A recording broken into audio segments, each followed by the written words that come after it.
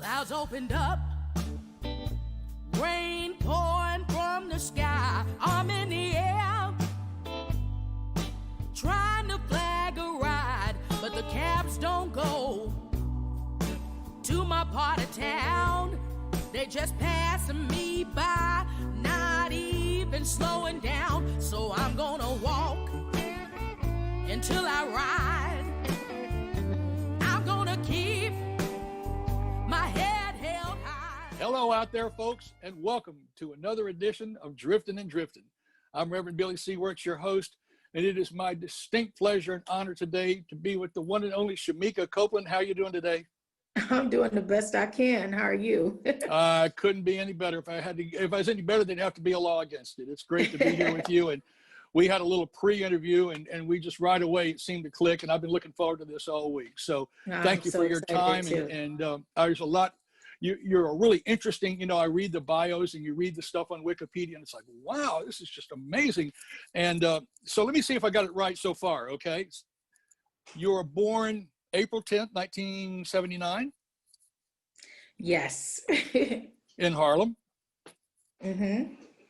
And your bio shows that as right from the start, practically since you could walk, you've been singing. It's the truth.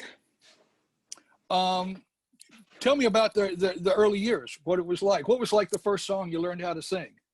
Well, for me, I just started singing. My dad was a musician, Johnny Copeland, you know that. And he would always have this ovation, and he would sit around the house playing that guitar, mostly in his underwear,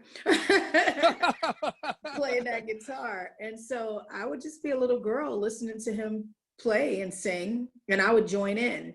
But as I got a little bit older, he started writing me my own songs to sing. And one of the first ones that I learned was "My Baby Got Some Pretty Eyes," pretty eyes. And he would teach me that, something that he just made up.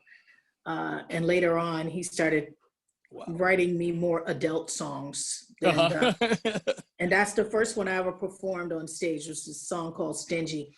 I got a guy as sweet as he can be. The only fault he got that I can see is he's too stingy with the love for me. So I was singing that at 8 years old. Wow. Was there ever any other possible course? If you weren't singing, what would you be doing maybe? Well, my mom went to school for psychology. I always thought that was kind of cool. I thought, I want to be able to affect people's minds, learn how the human brain works. And so I feel like I still got into that field because I've been able to help people through my music. So it did a little bit of both. And my mother was a psychologist, so I can tell you that means you're going to get analyzed for everything that you do.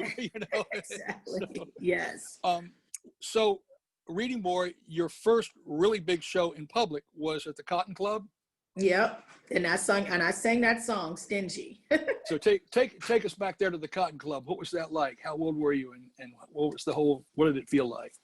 Okay, so Cotton Club was walking distance from my house, and it was Mother's Day, and my dad had taken my mom there for Mother's Day brunch on a Sunday. And I was supposed to be at home behaving myself, and I wasn't. So my mom walked home, got me, did the most horrible thing you could possibly do to me at the time, put me on a dress. I couldn't stand wearing dresses, so she made me put on a dress, and she took me over to the club because I wasn't acting right at home. So I went over there with her, and my dad started playing that song, "Stingy," and I was scared to death. I was like, oh my God, he's gonna play that song that we do. He's gonna make me come. I just knew that it was gonna happen. And so that day my name changed, and I went up in front of this whole crowd of people and sang at the Cotton Club, because my first name is Sharon, so I'm Sharon Shemekia Copeland. Shemeka's my middle name, so everyone always called me Sharon. And that day my dad said, "I'm going to bring my daughter on stage, Miss Shemekia Copeland." And wow. Yeah, and so I was like, so I got up there. I actually have all this on video. I have no idea where it was, but you can see me at the start of the song Sure. shaking. Yeah. I was shaking. And but then I really got into it. As the crowd got into it, I got into it, and you Yeah. could see that I was having some fun. Yeah. Your dad, I had the pleasure of hanging out with your father backstage at a Baltimore Blues Society picnic many years ago. All aside from being the incredible guitar player he was, your dad was a real plain-spoken, cut-to-the-truth kind of guy. He didn't BS Yeah. around. Yeah. Yeah. I And, get that and, from him. and so given that, what was some of the best advice that he gave you? What was some of the, okay, great, you can sing. What were some of the things that he told you about the business that you carried from him? There's so many things. I was blessed with great parents. I never could have gotten this far in this business if I didn't have a solid foundation. So I'm truly grateful for both my parents. But my father, his number one thing was always be original. And his number two thing was never read the press. He always told me, he always said, never read the press. If it's good, you become cocky and arrogant. And if it's bad, you become bitter and angry. And it's so funny, as I go out here and I meet people and run into artists and stuff, you can see that, that it does affect you if you allow it, and so I love that. I always remember that, Wow. and a review or something like that. It's wonderful to get the nice ones. It's great, but it's also just a person's opinion, and you can't let it ruin your life. Right. Oh, absolutely. Yeah, So I'm assuming that when we get past all of this mess that we've got going right now, that you're going to go back to doing some touring? Oh yeah. But I hadn't been touring the same ever since I had my little boy. So I would consider myself a weekend warrior. I want to watch him. I want to watch him grow up. It's funny, before I had my kid, the most important thing in the world to me was my career. And you realize that, it's not the most important thing in the world. It's not. It's funny, Marsha Ball, who I love and adore, many years ago, I ran into her and I was talking to her about family and kids and trying to do that, being a musician on the road. And she simply said to me these words: there's nothing more important than family. And I didn't understand that, until I had him. I didn't understand that, So what do you like best about touring? I love the people. I love the people. I love the crowds. I love being on stage. That's it. For me, that's everything. I love performing. I love performing. Audience reaction. And I love, for the longest time, I didn't know what my purpose was until I started doing songs that I knew was going to affect change, like songs about domestic violence, social injustice, things like that. And I get so many great comments from people thanking me and saying, thank you, this changed my life and stuff like that. And that's so powerful. I mean, if you have one song that can help change a person's life, then you've done it. You've done it. Amen. What's the hardest part what's the toughest part about touring? I don't like the music business at all. The music business sucks. Be more specific. What sucks about it? It always has. Well, you deal with people. Some people are good. Some people are bad. It's just, you just have to deal with it. I mean, fortunately, so many other female artists, especially, but male artists too, that came before me paved the way. So I don't have to go through near what they had to go through. But you still got to go through your fair share of shit. Right. Absolutely. Dealing with people. Yeah. I look on your bio and you've played with some pretty big name people. All aside from B.B. King, because everybody says that B.B. King is the nicest man in the entire world, hands down. Well, it's the absolute truth. He was the kindest, sweetest. I remember many of evenings after touring with him, and the show would be over, And as tired as he was, I would watch him sign everybody's autograph who stood and waited.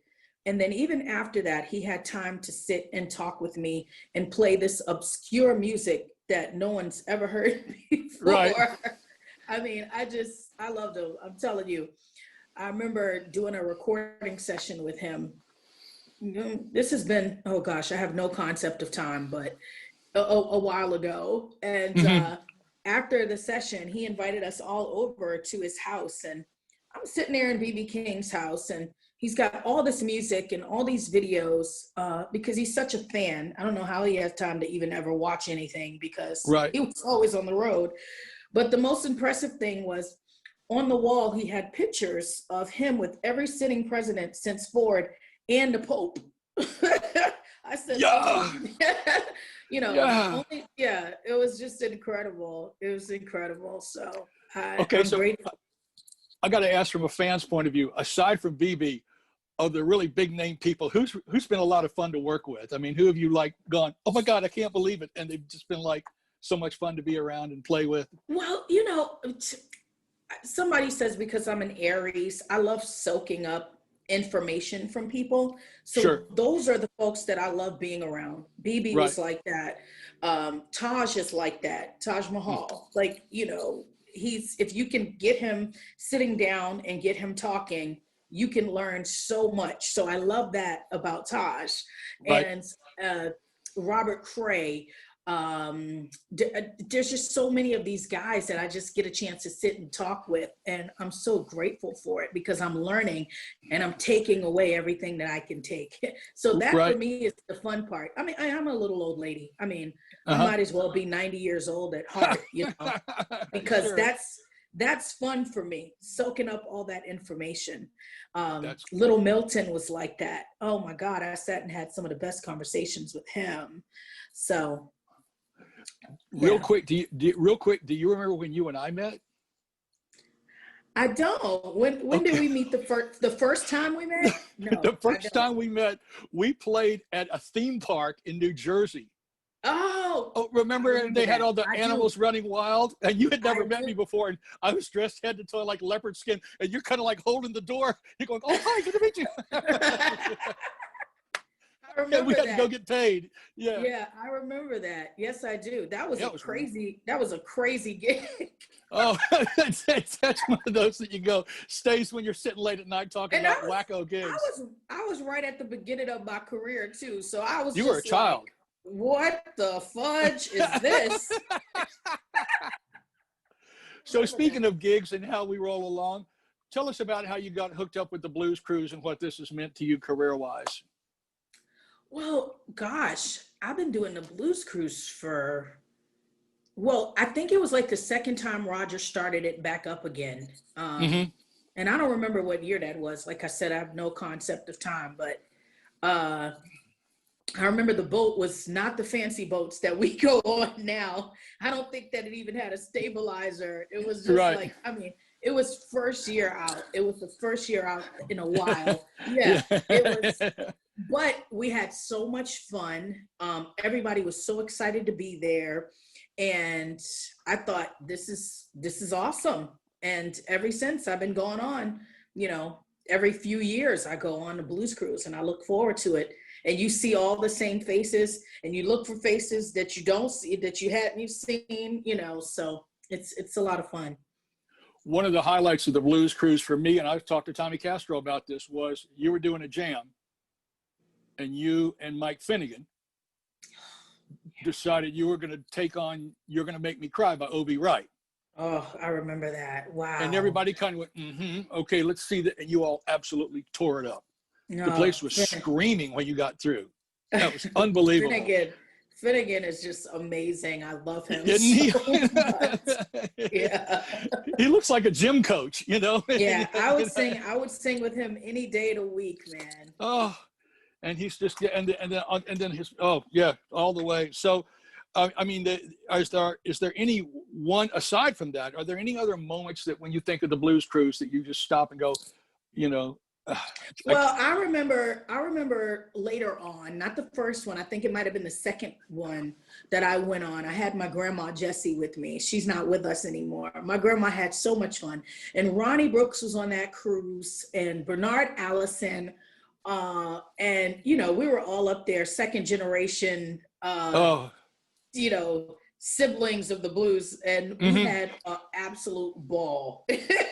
I mean, we showed up and we showed out. Me, Ronnie, Bernard, and it was just, that was probably the most fun for me. That's so wonderful. Yeah. So moving on with professionally, how did you, tell us about the XM, the radio gig.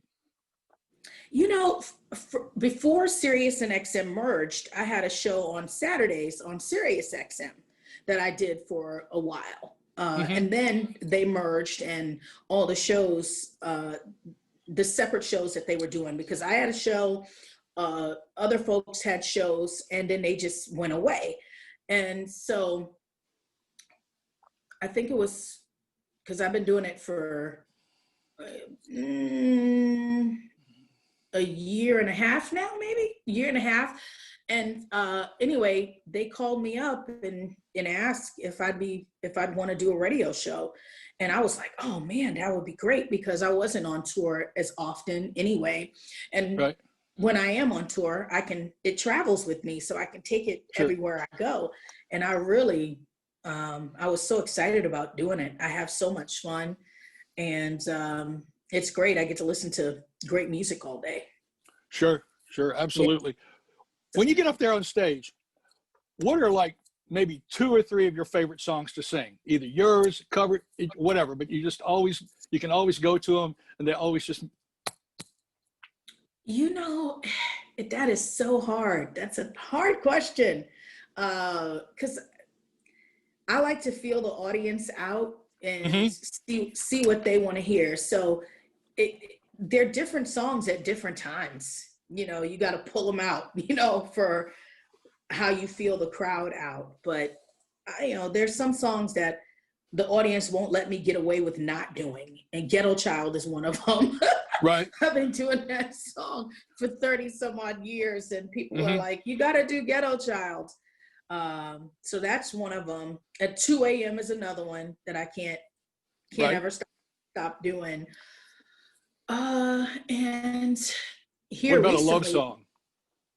A love song. Oh, yeah. Married to the Blues, or any of those ballads. Salt in My Wounds, Married to the Blues, any of those. People love it. Yeah. The other woman. Sure. Yeah. So we just touched on this before.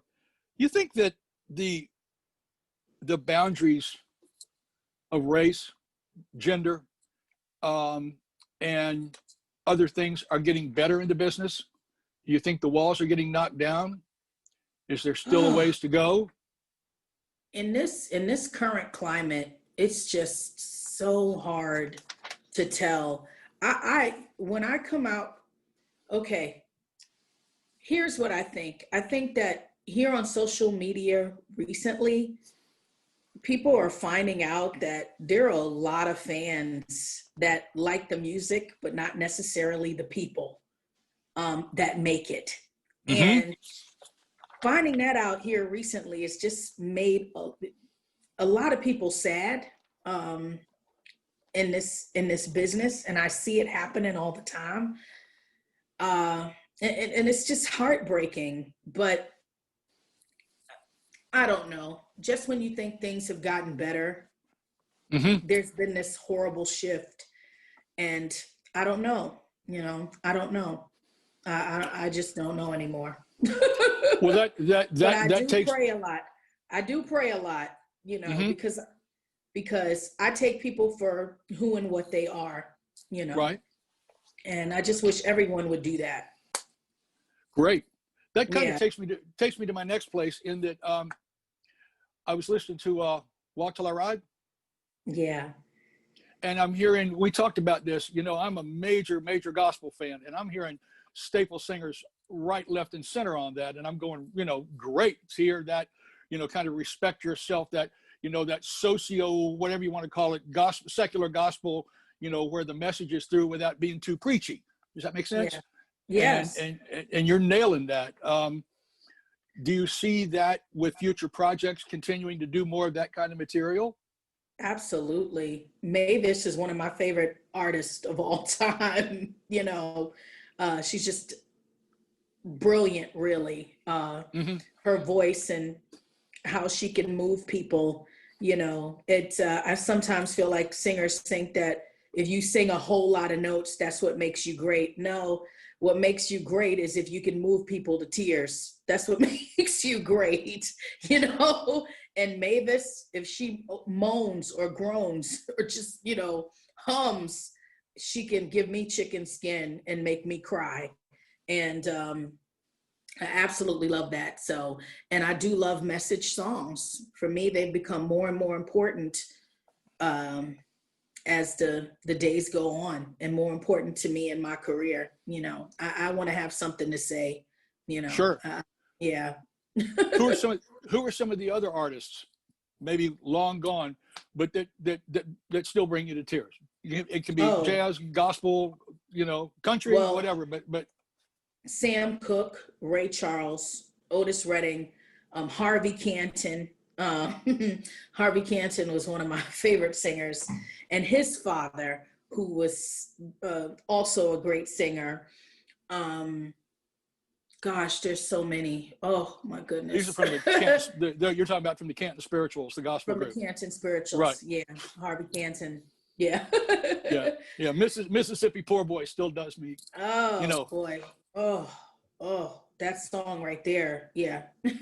I come from a poor family, didn't have much, but the Lord's been good to me. Oh, some good stuff.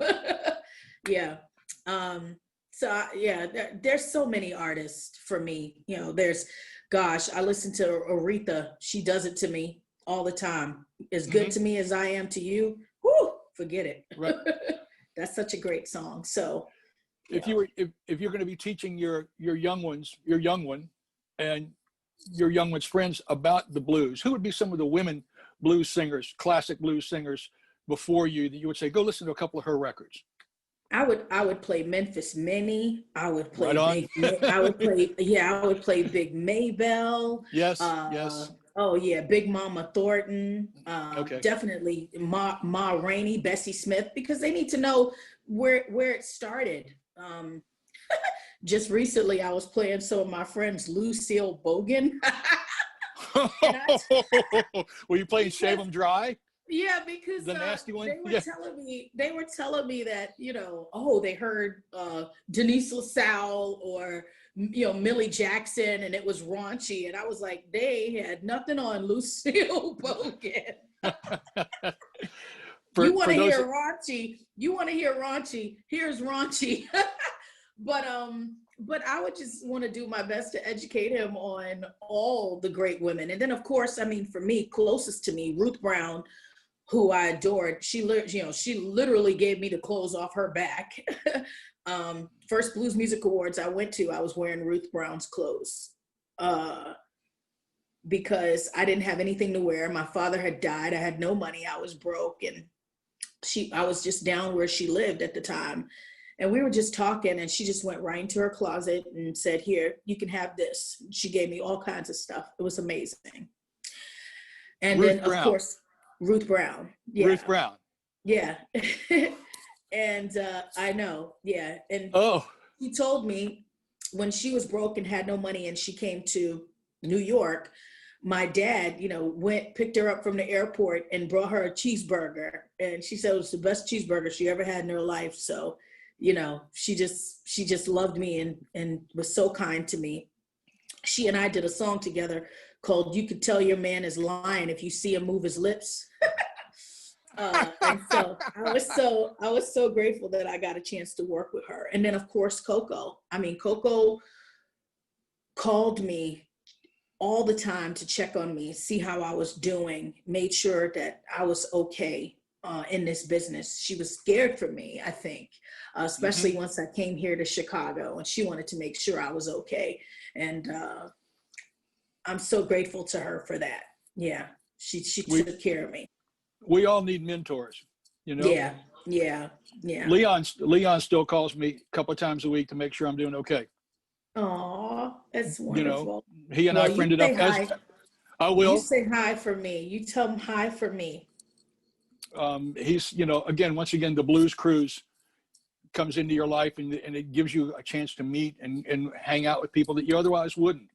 Yeah. Because Yeah. it is a tough business. What's been, looking at the big picture, either on a personal or a business, when you're sitting on the front porch at 80, what are you going to look back on as what you're the proudest of? For me, I think I'm not sure it would have anything to do with my career at all. That's fine. Yeah, I think I would hope that I was good, you know, that people would say that I was good, I was kind, and that I walked through life in a positive way with a positive light, and that I helped people in their lives in some sort of way, you know, help change their lives or just help make their lives better through my music or just through being myself. So that would be what I'm most proud of. You radiate a lot of positive energy. You radiate a lot of keep on keeping on. So let's put it on always like that. I wasn't always like that. Okay, so how did it change? Give me a disappointment that was a disappointment that you got past, and how you got past it. So I think the business in general, I mean, just watching how much it's changed. Mm-hmm. God, I mean, when I was a kid, I used to go to the record store and I loved buying albums and I loved the way they smelled. And I loved I loved listening to albums because they were all about telling a story. Yeah. You know what I mean? Yeah. They had a whole story, and I love the time when people actually sit down with a big fat joint, you know, and listen to music. People don't listen to music that way anymore. That's disappointing to me.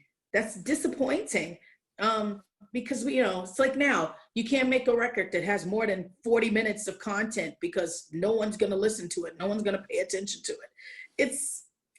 We need to sit down and take some time and get back to the way things used to be. And I don't want to sound like a little old lady here, but sometimes I feel like this is what this is all about. You know, sit down and get back to having dinner with your families, listening to some music, the entire album, and just getting back to the way things used to be. Well said. Yeah. Wonderful. Yeah. What's on the horizon for you? Well, I got a new album coming out October 23rd called Uncivil War. And things were uncivil. Things are very uncivil. If you watched that debate at all last night, you can see that was just disgraceful. I have to laugh to keep from crying. It was horrible to see that. Just horrible. So that's kind of what this album is about. You know, we are living in an uncivil time, and I know that we are better than that. You know, I just feel like we are better than that as a country. I remember when 9/11 happened, and it was just so hard for everyone. I mean, I didn't directly even lose anyone in that. So many people did, but I just remember Americans coming together in a way that was just awesome. There was so much love, and everyone wanted to heal one another and bring everything together. And now here we are all these years later. Yeah.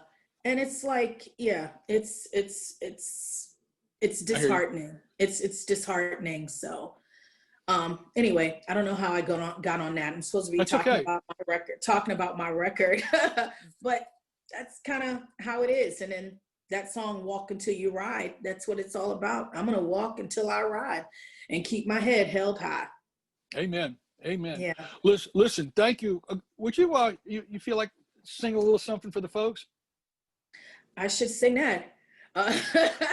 Go. I'm gonna walk until I ride, keep my head held way high. I'm gonna keep on walking till my shoes wear out, until I reach salvation and you can hear me shout. I'm gonna walk until I ride, keep my head held way high. I'll stop right there. That was, I don't want to start crying. That was great. Listen, thank you so much on behalf of myself, all the folks with the Blues Cruise. Thank you, Scott, for doing a great job there. My lovely wife, Linda, says to say hello to both of you guys. Say hi, and I've been driving her crazy all week. I'm going to talk to Shemekia. I'm going to talk to Shemekia. So it's been a real thrill to talk to you. And like to remind you folks out there to check out our Driftin' and Driftin' podcast after you hear the interview here, which we'll be playing some of your songs and some of Memphis Minnie and Ma Rainey. I don't think we can do Lucille Bogan. I don't think we can get away with that. But I wouldn't suggest it. Keep doing what you do. It's been a real pleasure. Do you have anything else you'd like to say before we sign off? No, just thanks. And hey to all the blues cruisers. I can't wait to be able to see people again. Wrap my arms around everyone and hug them and kiss them. And that you will. Thank you so much. We'll see you on the next week. We'll see you on the next time around, and say hey to your youngin' for us. We'll see you later. Thank you so much. Thanks so much. Thanks. Reverend Billy's saying thank you guys so much. This has been another episode of Driftin' and Driftin'. We'll see you all again real soon. Bye-bye. Peace, everybody. 4 in the morning, my baby child was crying, fever he had, kept on burning high, grabbed the phone, dialed 911 when I told them where